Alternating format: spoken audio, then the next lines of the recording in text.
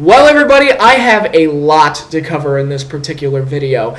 It is that time of the month again. It is time for me to list my top 10 favorite matches from the month of April 2015. So I'm going to have a lot of fun doing that. It's a very odd list this month in terms of the selections I made, but like I said, I'll get into that in a little bit.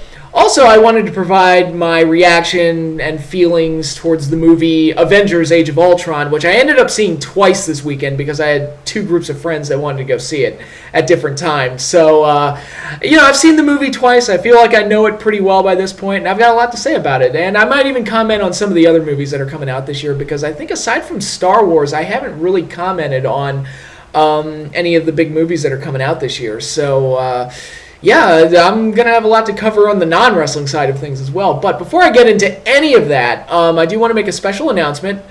My good friend Eric Clancy, who is also my co-host on the podcast Weekday Warriors of Wrestling, which is a podcast that's posted over at TalkShoe.com. We're also on iTunes as well. And Eric, in a huge update for our podcast and the future of the podcast and everything, has created a website for us to post our episodes. It'll be thebrainosaur.com, and that will be, from now on, that will be where you find episodes of Weekday Warriors of Wrestling. In addition to other things, because we're going to be posting news items. There's already a few news items posted. We're also going to be doing editorials and things of that nature. I will provide a link below, so you can check out the site through that. I will also provide a link to our Facebook page, so be sure to check that out as well.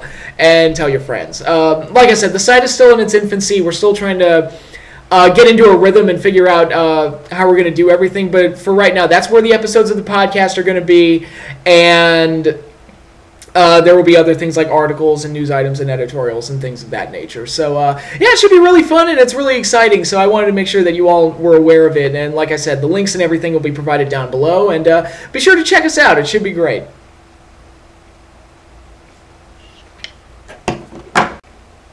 And now, everybody, it is time for me to list my top 10 favorite wrestling matches for the month of April 2015.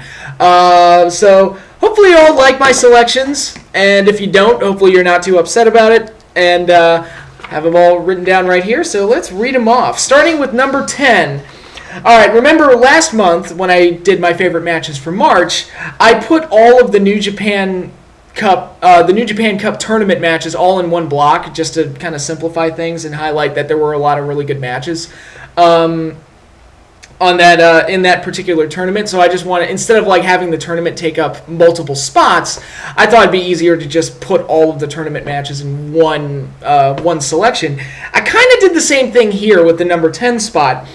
Lucha Underground's Trios Championship Tournament matches, mainly the qualifying matches. These were held on April 1st, April 8th, and April 15th. The three matches were Big Rick, Killshot, and the Big Rick, Killshot, and the Mac versus Sexy Star, Pentagon Jr., and Superfly. Son of Havoc, Ivelisse, and Angelico versus Phoenix, Drago, and Aerostar, and King Cuerno, Cage, and Tejano Jr. versus Prince Puma, Hernandez, and Johnny Mundo. Again, this was Lucha Underground debuting a new championship, the Trios titles. It's their own brand of tag team wrestling now. It's their version of the tag title, so it's got a traditional wrestling element, but it's something that American audiences probably aren't as used to have, you know, 6-person champion or 3-person championships. And I thought they did a really good job in hyping up the tournament, making it feel special, and actually letting it kind of control their television show for the whole month. And I thought they did a really, really good job doing all of that. And it was exciting. The matches were really exciting. They were action-packed. And they did a really good job of tying in a lot of stories. Just looking at the names that are on this list. Pentagon Jr. and Sexy Star, their rivalry started because of their falling out during their match. Son of Havoc, Ivelisse, and Angelico have their issues and their problems, and that was able to continue because of the match. But then Drago and Aerostar, their best-of-5 series and the growing animosity from that series and the competitive nature of both men led to their downfall and theirs. Prince Puma had feuded with Cage, so they were on opposing sides on this one, and he has ties to Johnny Mundo and Hernandez through the relationship with Conan, obviously, and just a bunch of other things that are going on here. Johnny Mundo had feuded with King Cuerno last month, so A lot of stories interwoven and a lot of build-ups came out of these 3 matches. So overall, is introducing like a new brand of a new championship and a new version of tag team wrestling that Lucha Underground wants to present. I thought they did a really good job of showcasing their talents and making the championships actually mean something. And these 3 qualifying matches, I thought, did a really good job. So, 3-way tie for the 10 spot, and I thought all 3 matches were really good and just really exciting. Number 9, it's the women's time to shine here. It was Charlotte, Bayley, and Becky Lynch in a #1 Contenders triple threat match from the April 22nd episode of NXT.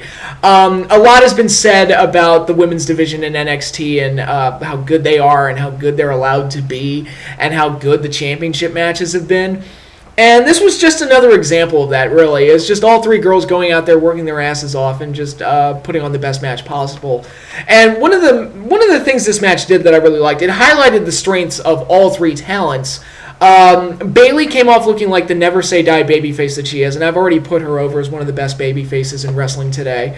Charlotte looked like a wrestling machine and just looked like the perfect athlete. Throughout the course of the match, and Becky, being the heel, Becky was, you know, sneakier and more opportunistic and everything, and ultimately that was how she got the win. So, yeah, just a very enjoyable match, one of the best women's match I saw this month, without question. It was just very good, just excellent stuff. But speaking of praising the women, my number 8 match on the list is Sexy Star versus Pentagon Jr. from the April 22nd episode of Lucha Underground. You know, a lot has been said about the intergender matches that Lucha Underground does. Some people like it, some people don't. I'm more on the side of I like it because it's progressive, it's different, it gives the company its own flavor, and it allows the girls to kind of become stars by working with the men. Again, it's progressive, it's interesting, and they don't have like 30 women on the roster. Right now it's only Sexy Star, Ivelisse, and then eventually Angela Fong is going to show up. They've already set up her character, but she hasn't wrestled yet. Yeah, I thought they do really well. I think the girls shine greatly in these type of situations, and this match I thought came off brilliantly because they've been building it up for a few weeks, and Pentagon Jr. had been breaking arms all year long, so he looks like this dangerous monster that just injures and hurts everybody that he goes up against. And he started taking it to a whole nother level when he attacked the ring announcer, and he started attacking people in situations where he didn't even have a match with them. He was just doing it just to do it, and it was becoming more vicious and more monstrous. And Sexy Star was kind of the heroine that got in his way and wanted to stop him. So I thought the match was beautifully set up, and it was beautifully executed because it was just a great heel versus face match where ultimately it felt satisfying that Sexy Star got the win. Now, again, if I were booking, I would have had Pentagon Jr. go over because I'm the type of guy that's like, nah, the heels have always got to look strong. You got to keep the monster train going. But I thought they did great stuff with Pentagon Jr. building him up, so I don't think the loss really hurts him all that much. And overall, like I said, I just thought it was a very exciting match. And again, because he had hurt so many people with that arm breaker of his, every time he tried to lock in the arm breaker on Sexy Star, it was kind of like, oh, you know, you got it on the edge of your seat because you thought maybe he was going to do the same thing to her. So, yeah, great booking, very well done, and I was just thoroughly entertained by the match. I thought it was very good. Number 7, another Lucha Underground match. Prince Puma versus Drago in a title versus career match for the Lucha Underground Championship, but if Drago loses, he would be banned from the temple forever. I really liked this match. This was from the April 29th episode. Really liked it. It felt like there were, you know, major stakes involved with Drago's, basically his career being on the line and his role in the Lucha Underground show. And the match was set up well in terms of setting up Drago as a contender. They did a great job doing that with the Best of 5 series with Aerostar, where the winner of that ultimately got the title shot, but also got put in this situation where their career would be on the line. So this match, without us even fully realizing it, had actually gotten quite a bit of build-up and setup, and, you know, all the proper booking context was put into play, and ultimately we got this payoff out of it. And it made the match feel special because I think everybody that watched it wanted Drago to win because nobody wanted him to leave. And Drago he's one of the cooler characters that they have on that show. So I was kind of like, no, I don't want Drago to leave. And ultimately, Hernandez interfered and helped Prince Puma win, and Puma won reluctantly, keeping him as a babyface and, you know, putting more animosity between him and Conan, and ultimately I'm sure the split that's going to come out of their relationship. But for what it was, I thought it was a very good match, very dramatic and everything, and then the ending was actually kind of sad, where Drago had to leave and the crowd was all upset and everything, and it was actually like, oh man, this is depressing. Oh, it's sad. But I like that a wrestling show is making me feel things. That's a good thing. And I doubt that it's the end of Drago and Lucha Underground, because they did the thing at the end of the show where he spoke for the first time and told Dario Cueto, "You have not seen the last of me." And that's interesting. So now I'm interested in seeing what they're going to do with Drago when they eventually do bring him back. I think that could be that could be a lot of fun and very entertaining. And given the cinematic nature of Lucha Underground, I'm sure they'll cook up something really, really crazy and really weird. And I'm sure it'll be a lot of fun. So yeah, I really enjoyed that match. Number 6, Sami Zayn versus Rhyno from the April 15th episode of NXT. This is where NXT only being an hour long really, really, really, really, really helps the show. Because if a match like this was going to happen on Raw, it would be, the equivalent of that would be something like, let's say John Cena versus Kane or Big Show or Mark Henry. Something like that. It would be a match like that. John Cena would have only been gone for about a week. And then they would have hyped up this match as his quote-unquote return. And then he would have come back and just beat the monster heel that loses all the time anyway, so nobody really cares. Because NXT is only an hour long and nobody gets overexposed, Sami Zayn was gone for about 2 months before having this match. This was Sami's first match in a while, so it was actually exciting. It's like, oh my god, Sami Zayn's back, yay! That's awesome, because he hasn't wrestled since the match with Owens back in February, so we went quite a while without seeing Sami Zayn work a match, so it was actually refreshing to see him put in this main event spot up against Rhyno, who, Rhyno, since being back, had never lost a match and had been squashing people left and right, so he actually does look like a dangerous monster going up against Sami Zayn. It doesn't look like the monster bad guy that the WWE tells us is a monster, but he's really not because he loses all the time. Like, the fact that they still try to tell us that Kane is dangerous, to me, is laughable, because he almost never wins a match. It's like, it's insane to think of him as dangerous at this point, or as any kind of a threat to any of the top stars. So because NXT doesn't do any of those things, and they're only an hour long, so nobody gets overexposed, this match had all of the things that they were going for. We were happy that Sami was back. The match felt big because Rhyno actually does feel like a threat to him. I mean, looking at the situation, we kind of all knew that Sami was going to win, but we were happy to see him back, and Rhyno actually does look like a legitimate obstacle for him, as opposed to something, like I said, like a Mark Henry or a Big Show or a Kane, where they've just been devalued for so long that it's impossible to view them as anything other than just a jobber. Excuse me. So this match was where the booking that NXT adheres to really, really helped them here, and the match itself was very exciting. It was just a great clash of styles, with Sami being the athlete and the high flyer, and Rhyno being the stocky kind of powerhouse guy, and all of it was great to watch. It was just a really, really fun match that I really enjoyed, and I enjoy clash of style matches anyway. Like, those David versus Goliath type of situations are great. Not that Rhino's that big, but again, it's a powerhouse versus a high flyer, so it was made for a very exciting match and one of my favorite matches this month, so good on him. And next up, number 5, another Lucha Underground match, Drago versus Aerostar, the final match of the Best of 5 series from the April 15th episode of Lucha Underground. Again, they had been doing this for a long time. This Best of 5 series was not week after week after week. They didn't do all of the matches in a row. They would do one match and then give them maybe 2 weeks off or something before doing the next one. So they got a lot of time and a lot of stretched... there's a bigger time frame for the Best of 5 series than you would imagine. And... that only made it all the more exciting. And as the series progressed, Drago and Aerostar got more and more competitive and got angrier at each other, and the animosity raised. So by the time they got to the finals, this one was the most exciting match of the 5. And it also really helped that Dario Cueto was outside of the ring just being awesome and, rooting on the violence and everything, and then dropping the bombshell on Drago after he won that his career was going to be on the line in a Lucha Underground Championship match. So Dario was great in this, and then the two guys went out there and just had a really exciting match with great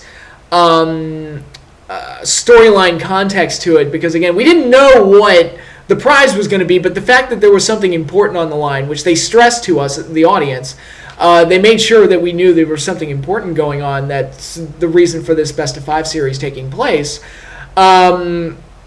Because they did a great job setting all of that up, it made the ultimate climax seem very, very exciting. And, Dario's announcement and everything was great, and the match itself was very exciting, great action all around, and I was happy Drago won, and then ultimately I was upset when he lost 2 weeks later to Prince Puma. So, all of that worked very well, and just another example of just how exciting Lucha Underground's television show is week to week.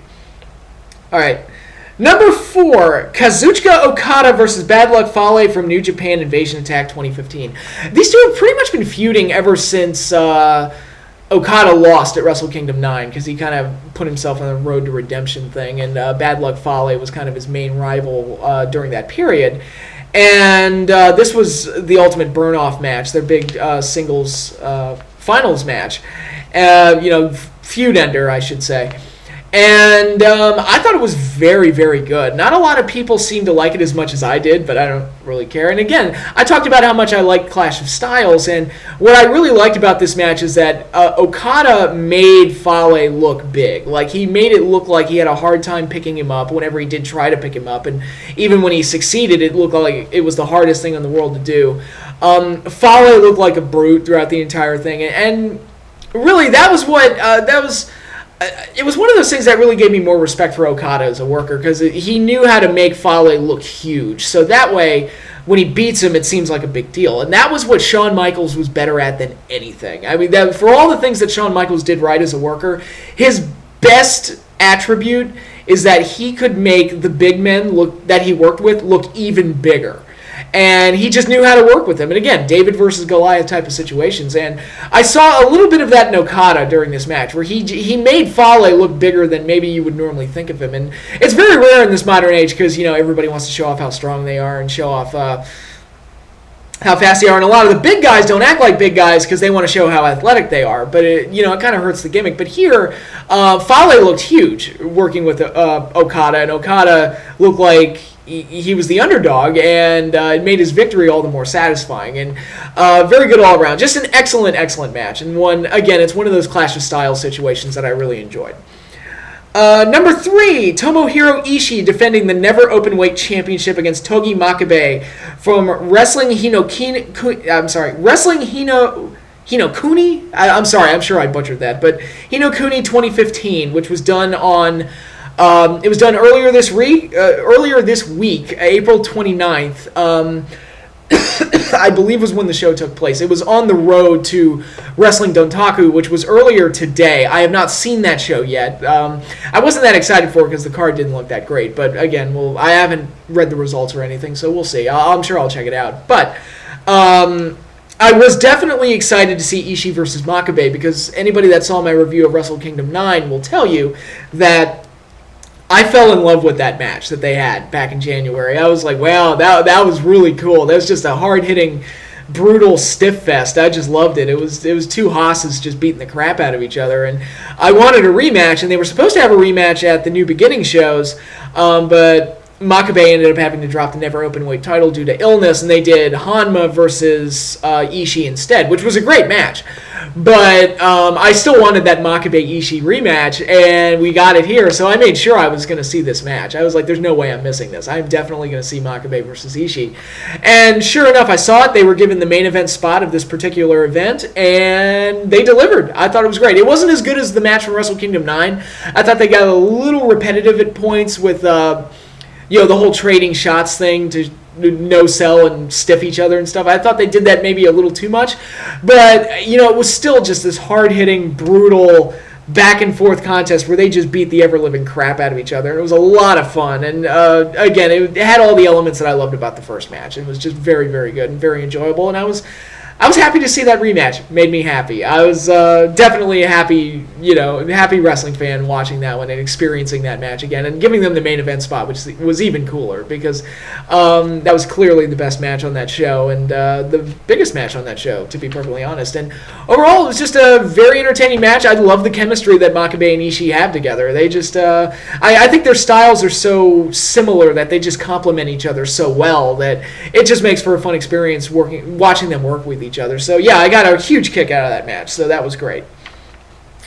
Number 2 is another Lucha Underground match, also from the April 22nd episode. April 22nd was a good day for Lucha Underground and NXT, if you can, if you can tell. But let's see, what do we got here? It was the Trios Championship Tournament Finals. It was a 3-way elimination match.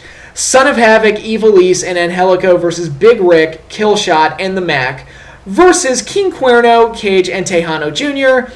And then that match eventually parlayed into Son of Havoc, Ivelisse, and Angelico versus the Crew in a no disqualifications match for to crown the first ever Lucha Underground Trios champions. This was so well crafted and so well booked. It was really amazing to watch this whole thing unfold as it went along.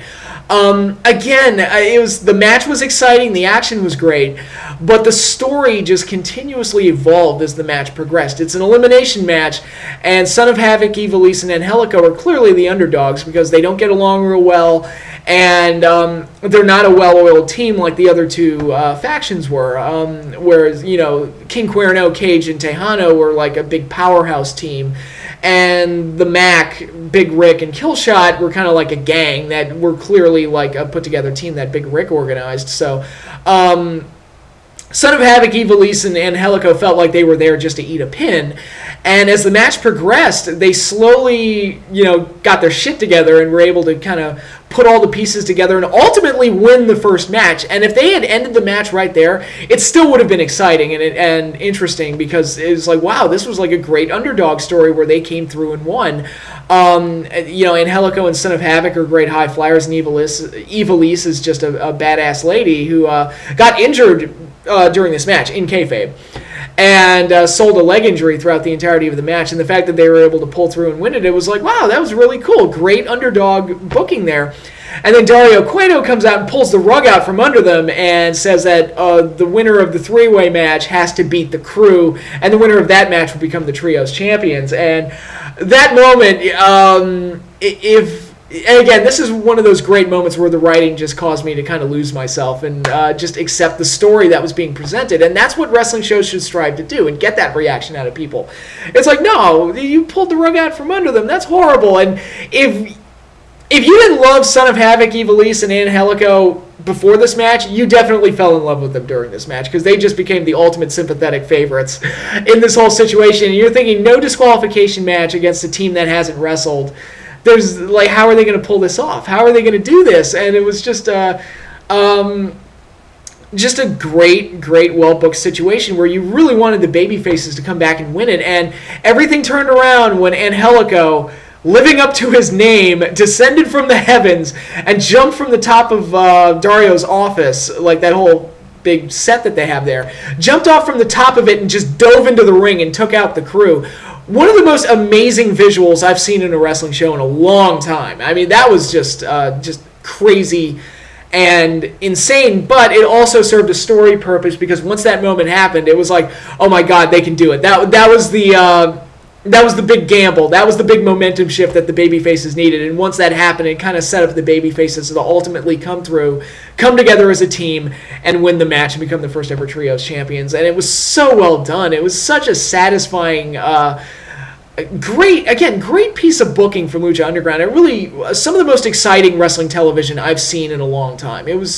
I got that same level of excitement that I did during the Monday Night Wars period, during elements of WCW when the NWO was kicking in, and elements of WWF when the Austin McMahon thing was going, and just like the night Foley won the title and all sorts of crazy stuff like that. It had that same level of excitement to it, where it just captured people's imaginations and excited a lot of people, and got Lucha Underground a lot of attention. I noticed that GIF of Angelico flying, doing that big dive of his. I saw that GIF being passed around a lot on Twitter. So yeah, it seemed like this match got them a lot of attention. It was very good, very satisfying, and just excellent all around. Just again, it was one of the best pieces of television that Lucha Underground has produced so far. It was just excellent. I loved it. But my number one favorite match for April 2015 came very early in the month, and I even said when I saw it, it was like, I'm pretty sure this is going to be the number one match, and sure enough it was. Although the Trios Championship Finals were close. I almost considered putting that at number one, but ultimately I decided to go with AJ Styles defending the IWGP World Heavyweight Championship against Kota Ibushi from New Japan Invasion Attack 2015. That was the main event of Invasion Attack 2015. They had a great double main event on that show because Okada versus Bad Luck Fale was the kind of pre-main event. So it's like, that was a nice little 1-2 punch they had there with their last two matches. And yeah, it was just an outstanding match. They set up Ibushi beautifully by having him win the New Japan Cup and ultimately deciding to go up against Styles. And I actually expected him to go up against Nakamura because he had the option to go after the Intercontinental title, and after the match they had at Wrestle Kingdom 9, I thought for sure a rematch was coming. So when he went after AJ, I was like, okay, that makes sense. That's actually more exciting because I wasn't expecting that, and I think it should make for a great match. I'm not expecting AJ to lose the title, which he didn't, but it should make for a hell of a match. And they went out there and had a hell of a match. It was an outstanding main event. Just all the athletic things that they did in there, and the way that Ibushi and Styles just meshed together, and were able to put on this great action-packed, total nonstop action, to reference AJ's past a little bit. It was just one of those exciting matches where they just pulled out all the stops and pulled out all the crazy athletic things and moves that you could possibly expect out of them. And the real kicker was the finish, where I still don't know how they pulled this off, but Kota Ibushi was coming off the top. He was going to hit the Phoenix Splash. He got distracted by Kenny Omega, which plays off their history a little bit, which gave AJ time to stand up. But Ibushi went for the Phoenix Splash anyway, and somehow AJ was able to catch Ibushi out of the Phoenix Splash and turn it into a Styles Clash and win the match that way. It was just such a... I don't know how you get something like that down. It's one of the reasons I'm not a worker, because there's no way I could do that type of stuff. But that finish was so incredible, and just really made me jump out of my chair when I saw it, because I couldn't believe it. That just looked insane to me. And it was a nice capstone to what was otherwise a very, very, very good main event. And I'll remember that spot for a long time. That was a hell of a finish, I thought. And if they say that a story's only as good as its ending, I mean, that one really had a hell of an ending, because that finish was incredible. But yeah, those are my top 10 favorite matches from April 2015. Like I said, hope you all like my selections, and hope for them. If you haven't seen those matches, hopefully hopefully I gave you some good recommendations to go back and look at. If you're not happy with my selections, I do apologize, but there are a lot of matches to choose from. I know there was no...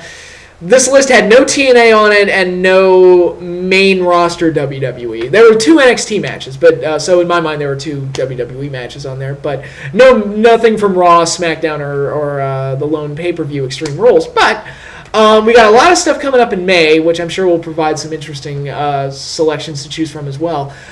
We've got New Japan and Ring of Honor putting on their shows. Global Wars, which I believe is going to be available as an iPay-per-view. Definitely want to check that out. We're going to have Payback coming up in a few weeks.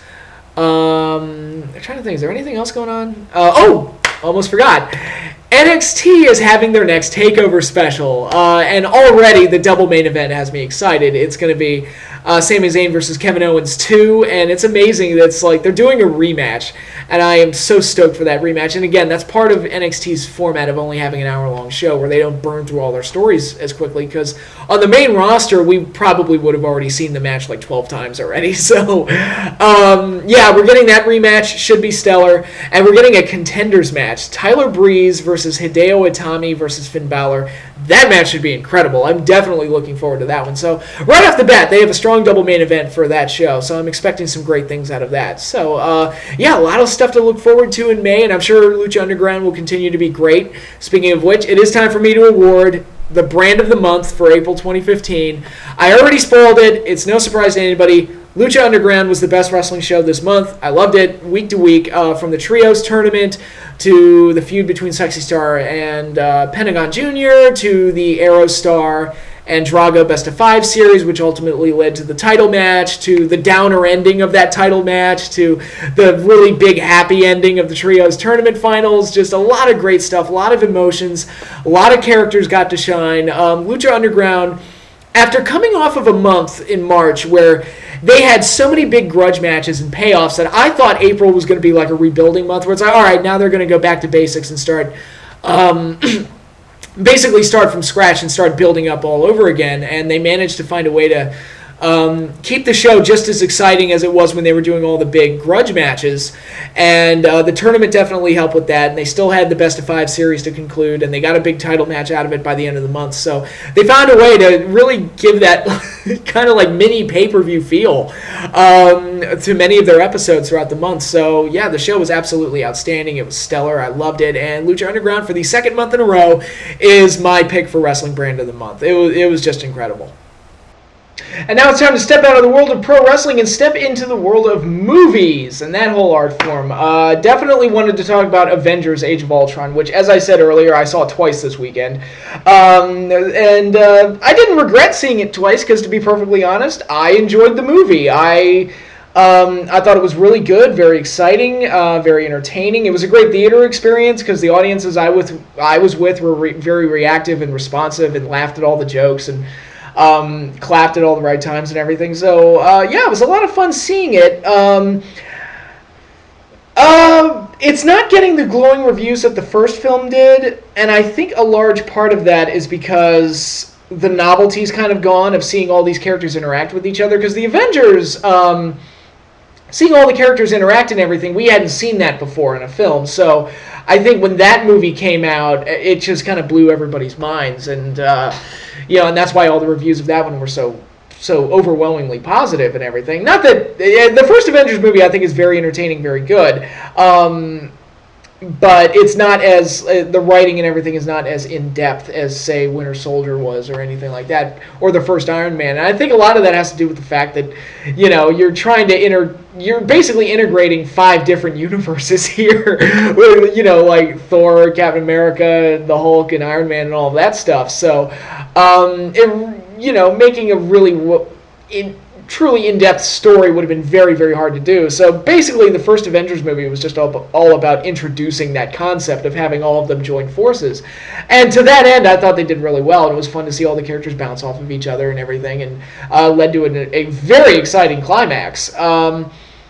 So the second movie doesn't quite have that same novelty to it, though, because we've already seen it. So, you know, the rabbit's already out of the hat and everything. And I think maybe that's why some people are not as positive towards this one. But to be perfectly honest, like I said, it was fun. It was entertaining. It was enjoyable. Action sequences, there was nothing, as far as action goes, there was nothing as good as what you saw in Winter Soldier or what you saw in the first Avengers movie, or even Guardians. I'll throw Guardians in there as well. It was never quite up to par with that. And actually, the opening sequence in Sokovia, the CGI is not very good at all. Like, that was by far the weakest action sequence in the whole film. But, yeah, the action doesn't quite measure up, although the action is very good. There's a great car chase. There's the battle at the end with them fighting all the Ultron robots is fairly well done.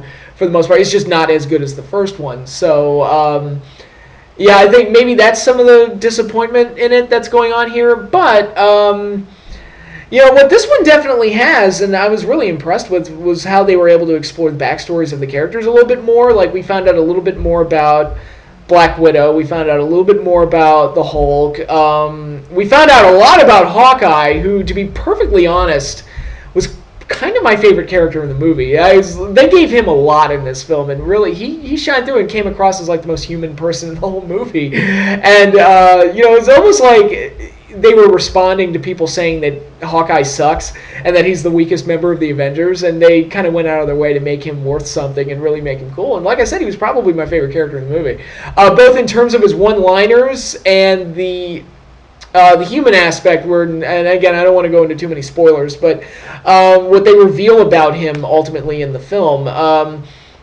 really made him more relatable, more entertaining and everything, and he came across really, really well in the film. The new Avengers, for the most part, were really well done. Quicksilver and Scarlet Witch were both very good. There were a couple things, and my one like major knock on the movie is that I want to see a director's cut of it, because there were some parts of it that I felt like there were some pieces missing, because I felt like and again, I don't want to give away too many spoilers, but I felt like once the Vision was introduced, he didn't get to do all that much, even though bringing him in was really well done, and the actor was great and everything, and the idea behind creating the Vision I thought was pretty interesting. You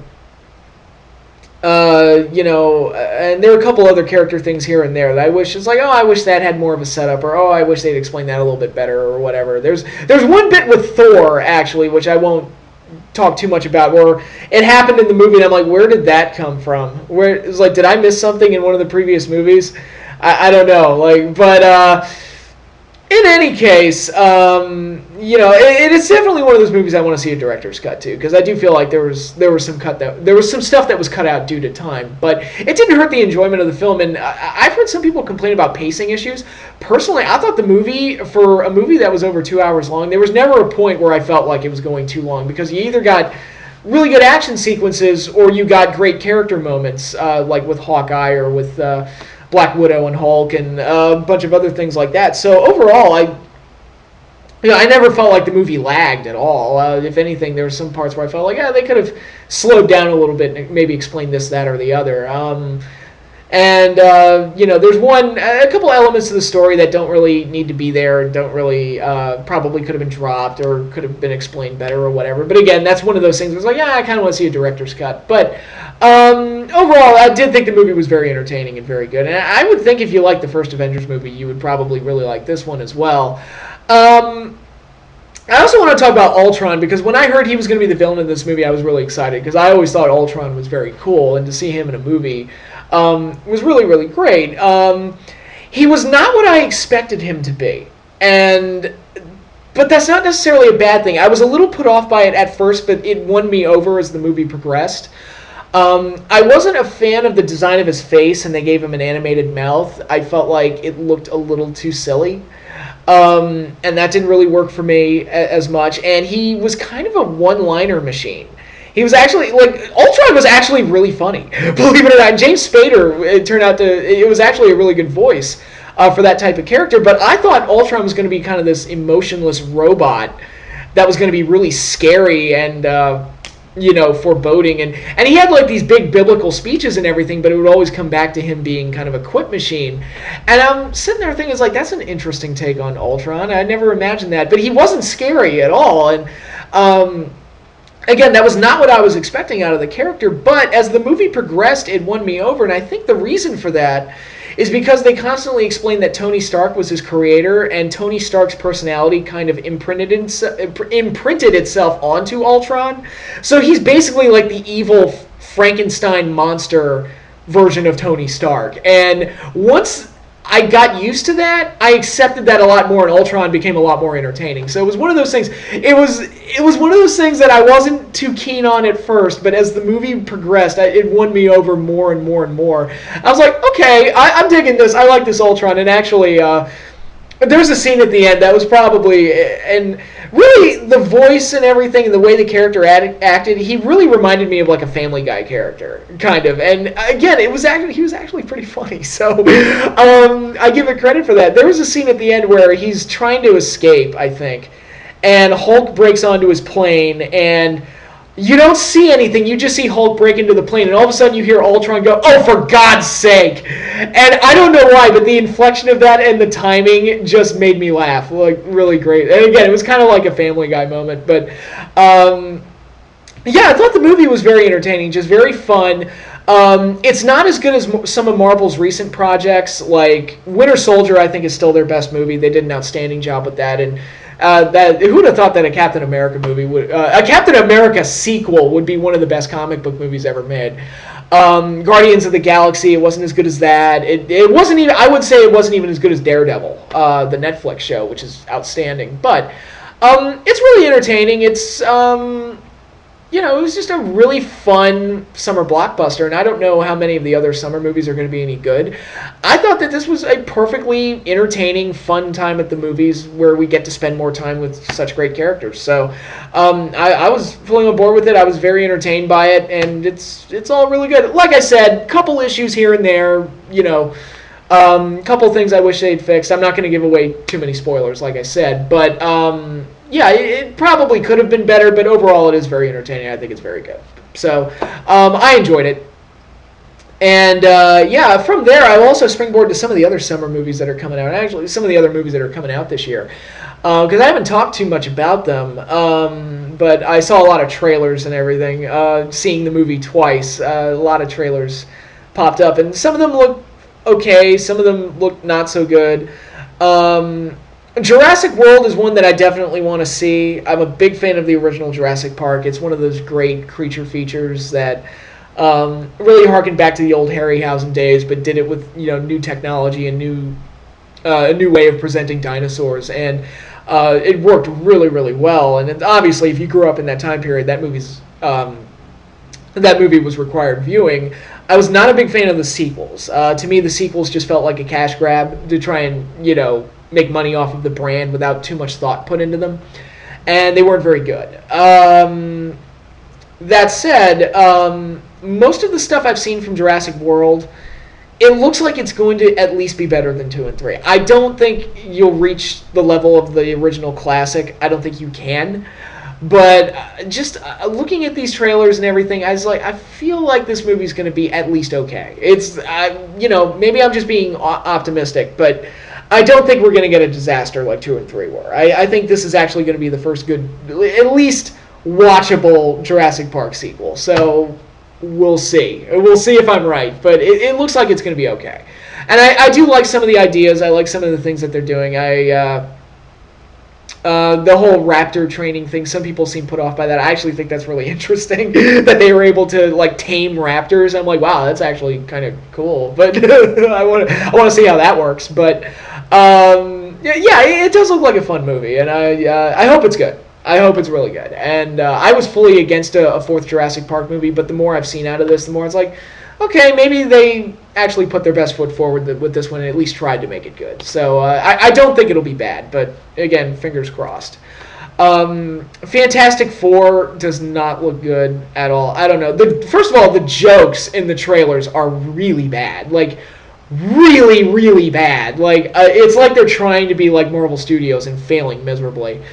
And I don't know, it just looks very dry and dour and just not very fun. And to me, the Fantastic Four is supposed to be more lighthearted than, say, Batman or something like that. So I don't know, that doesn't work. It doesn't look good to me. I could be wrong, but Fantastic Four is not one that I'm sure I'm going to see it because, what the fuck else am I going to see? But it's I'm not optimistic about Fantastic Four. I'm also not at all optimistic about Terminator Genesis. That movie looks like a disaster waiting to happen. And this new trailer that just came out, it spoiled so much of the story that I'm just convinced that the movie sucks because they're giving away way too much in the trailers. to the point that I'm just sitting there thinking it's like this is gonna suck. Like I can kind of tell that this is gonna suck, and the trailers don't look good at all. They just don't. It just looks like a disaster. That oh god, and I'll say it again. They should have never made another Terminator movie after Terminator 2, which Terminator 2 Judgment Day is one of my favorite movies ever made. Like, I'm not kidding. That's in my top 5, like, of my favorite movies of all time. Terminator 2. I think very highly of that film. So, to see what the Terminator franchise kind of became after that is really, it's not that Rise of the Machines and Salvation are that bad. They just don't need to exist. There's no reason for those movies to exist. And actually, Salvation made the same problem. And even, I'll even say Rise of the Machines, where they spoil way too much in the trailer. Like, the TX taking control of Arnold and giving away that Sam Worthington's character is a Terminator. I mean, they spoiled that shit in the trailer. People need to learn how to make trailers again, because too much shit is getting spoiled in this one. And this new one for Genesis, I mean, they basically spoiled the movie's big twist. Unless they've got another one, which I doubt. But I don't know. It's just I'm not buying Daenerys Targaryen as Sarah Connor. That one just because she looks so much like Linda Hamilton. I don't know. I don't like the new Kyle Reese either. I don't know who the actor is. I forget the name of the actor, but I don't know. I don't want to hate on it because I do like Terminator. I do like the lore and the story and everything. But this just looks It looks like bad fan fiction that got greenlit. It looks awful. It looks really bad, and I don't want it to be bad, but I don't have any say in the matter. But yeah, that one looks just like a train wreck. God, okay, Star Wars. I think, especially after the new trailer came out, my expectations rose a little bit, but I'm still like. There's no way that Star Wars Episode 7 can be bad. Like I can't envision it being a bad movie. It doesn't have to be as good as 4, 5, and 6. I can't picture it being as bad as like 1 and 2. As long as it's better than 1 and 2, I think I'll be okay. With Terminator, it's like, why can't we do? I mean, first of all, why do we keep going back to this well? Because like I said, there should be no more Terminator movies. And number 2. Well, why is it so bad? Why do incompetent people always get handed Terminator? I don't know. It boggles my mind. But it just looks awful. It looks really awful. And like I said, I don't want to hate it because I like Terminator, but I've seen literally nothing that excites me for the movie. Actually, like, Pixels looks better than Terminator Genesis, and that's sad. And the sad thing about Pixels, I love that premise. I know it's going to be shitty because it's an Adam Sandler movie, and the trailer looks shitty, which is a shame because that premise is actually really, really good. But I know it's going to suck. It's going to be downright awful. And because of who's attached to it, and I know that they're only going to half-ass it, and it's going to be not funny and awful. But in any case, I know it sounds like I'm being kind of a Debbie Downer on some of the movies that are coming out, but. Yeah, I think Ant-Man looks good. For a hero that I never wanted a movie for, I mean, Ant-Man is like, that actually looks like it could be a lot of fun. Well, we'll see. We'll see. There was a joke in the trailer that I thought was really good. It was a great comical reveal, shall we say. But, yeah, I think Ant-Man could be really good. So, again, Marvel continues to do well and do things right, and good on them for doing that. But, like I said, that is all I have for now. I've talked enough about so many different things, and this video is long enough. But one final time, check out the new website, thebrainosaur.com. Links are down in the description box down below. And yeah, y'all enjoy your weekend. I hope you all enjoyed my list of the top 10 favorite matches for the month, and I hope you all enjoyed my review of Age of Ultron. Like I said, I tried to keep it as spoiler-free as possible, but I do recommend the movie. If you're looking for a fun time in the theater, I think you'll enjoy it. And yeah, it was just a lot of fun. Just having fun and chilling out and just being awesome. But I'm going to go watch Game of Thrones right now. So until then, I will see you all sometime next week. And I hope you all had a good weekend and continue to just keep being awesome and keep being cool. And I will see you all later.